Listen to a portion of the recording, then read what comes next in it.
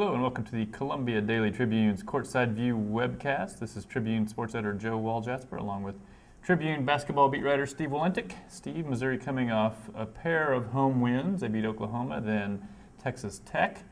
Maybe the most interesting development in those two games is Ricky Kreklow going from a guy that was sort of an end-of-the-bench guy who would play a few minutes a game to a pretty good contributor, scoring 7 points both times, plays 19 minutes against Texas Tech. Just your thoughts if this is just sort of a quirk, or if this is something that you think he's probably going to be a part of the pretty solid part of the rotation going forward. I think Mike Anderson would like him to be. I definitely think that's the case. I think a lot of it depends on if Ricky can continue to play well. You've heard teammates now after the last two games talk about his energy level and comparing him to JT Tiller. That in this basketball program is high praise. Just Tiller kind of set the standard for how hard guys play under Mike Anderson, and I think I've heard similar things about Ricky all year long. The problem has been, does he produce? And you saw him out on the floor for long stretches, either not taking shots or simply not making them. He was 0 for 14 in Big 12 play. You can't have a guy just not giving you anything offensively, I don't think, and play him significant minutes. I think if he can make himself a threat out there, then he's got a shot to be a contributor because he does play hard. I think he does try to defend. He's got decent instincts and can steal the ball. He's got pretty good size. He's still got to work on his strength going forward through his career, but he can do little things to help them. As long as he's not just a complete non-factor offensively. What I like about him offensively is he doesn't sit there and pound the ball into the court if he doesn't have a shot. He moves it around. He passes the ball well. I think he does everything well to this point except shoot it. Basically, I think he just has to be a good enough shooter to where they have to respect him.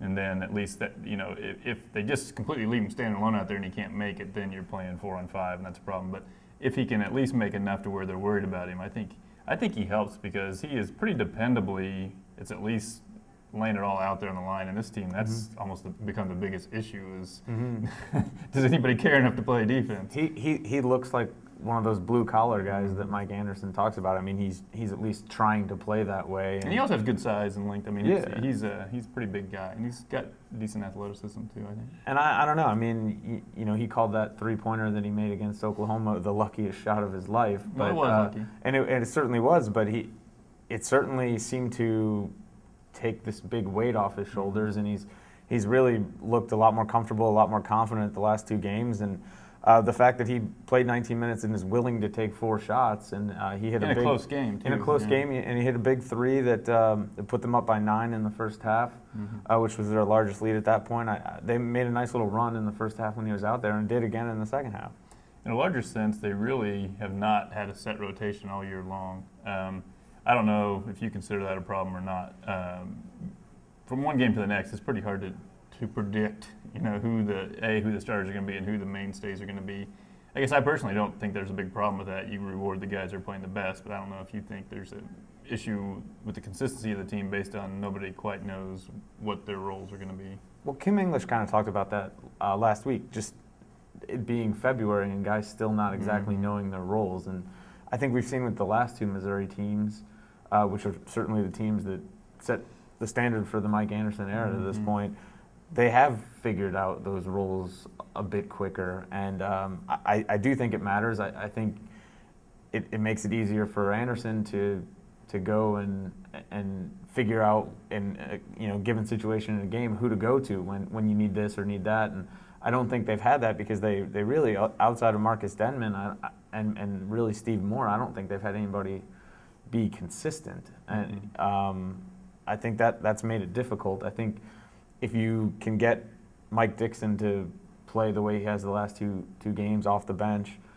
he really can anchor that second unit. And I think when you see he's playing well, then it makes it easier for other guys to play well off the bench too. And obviously they've gotten more contributions from Kreklow. They've gotten Justin Safford playing better than he was. He was really playing terribly before the last two games, and he's given them something positive both times. And again, Steve Moore, he goes out, he plays defense, he tries to spark them with some energy kind of plays, and that's valuable. They need. He really is the one guy, him and Kreklow, I think, who kind of epitomize that blue collar attitude. That well, I'm glad Mike you've come Anderson around to talks my about. way of thinking on Steve Moore. It took you 2 years, but I've always been a champion of Steve Moore.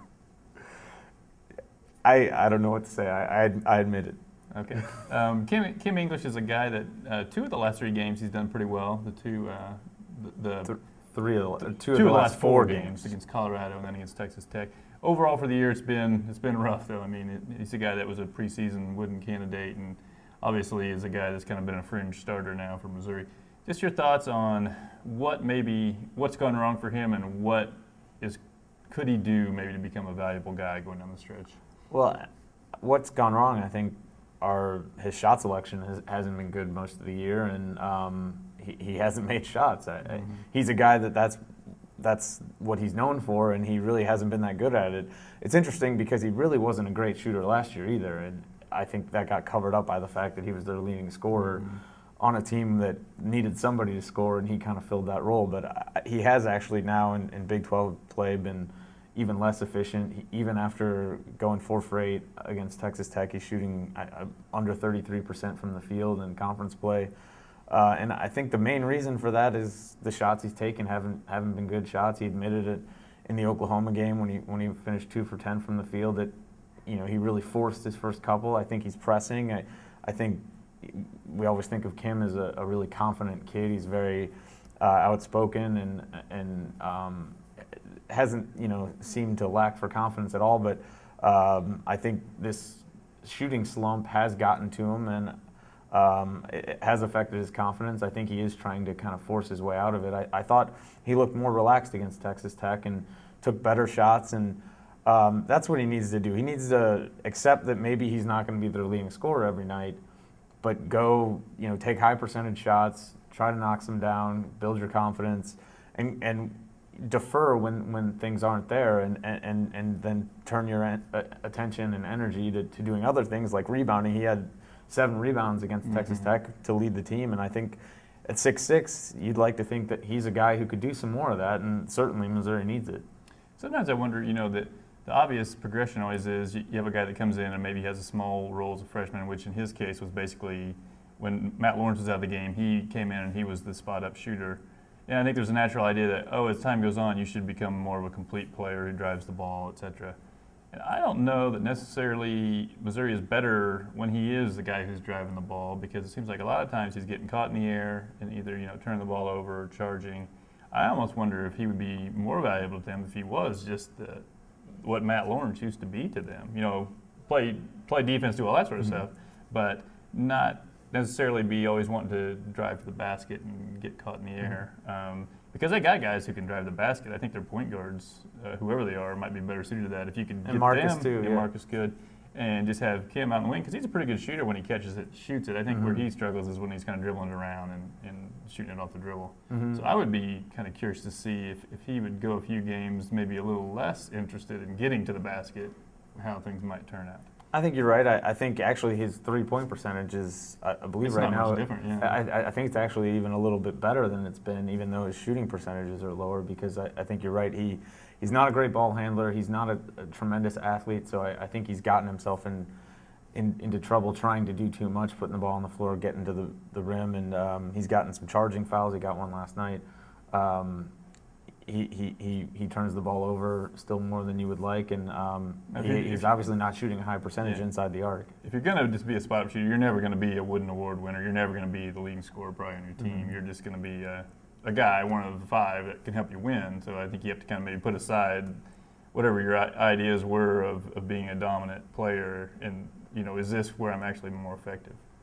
And I don't know. I don't know that Mike Anderson wants him to be that. He hasn't said he wanted him to be that. I think he would like him to be aggressive to the basket. But I think if you added up how many times has he committed a charging foul this year, it's probably pretty astronomical compared to the other guys on the team. Yeah, I think that's true. And I think, if he gets a reputation for being a knockdown 3-point shooter, then maybe you try to add to that part to your game as well. It gets easier because guys close out at you. It gets easier to get some space to dribble the ball, but that hasn't been the case right now. I think he needs to focus on doing one thing well, and I think you're right that probably offensively, the thing that he does best is when he can spot up at the three-point line, and he can make shots when he's in a good rhythm and is focused on just shooting straight up and down, not fading away or fading to his left, as has happened on multiple occasions in his career. Also, I think not just him, but everybody on the team needs to maybe do a little better job of realizing that Marcus Denman is a guy that needs to be getting more shots and getting a little more focus on getting him the ball. You know, the second half of that Texas Tech game, he was way too invisible for a guy who was pretty red hot in the first half. And I think a little bit of that falls on him, but a lot of it falls on his teammates recognizing and getting him the ball, I think. I was going to say, though, I think Marcus needs to recognize that, too. He said in the post-game press conference that he was deliberately trying to defer to other guys and get them involved. And I'm certain that Jacob Pullen at halftime in Manhattan the other night wasn't saying, you know, I'm going to go out the second half and try to help you guys get going. Marcus was having a great night, and it looked like a game where he really could have had 30 points at least. And I think he needs to take some of Kim's aggressiveness and assertiveness and incorporate that into his game. All right, lastly, as has been well documented, Missouri now 0-5 on the road in Big 12 games, and time is getting a little short for them to win one, because by my math, they will have to win at least one to have a winning Big 12 record. This would be the one to get, I would assume, going to Iowa State on Saturday. You're making an assumption that they're going to suffer a loss at home. To have a winning record. You're correct. Making no assumptions. Is this the week? I mean, Iowa State's been in a complete tailspin. They're also a team that really doesn't play many guys, so you wonder if they were kind of wore down throughout the year. This should be the week. I mean, you look at it. These two teams have played once before.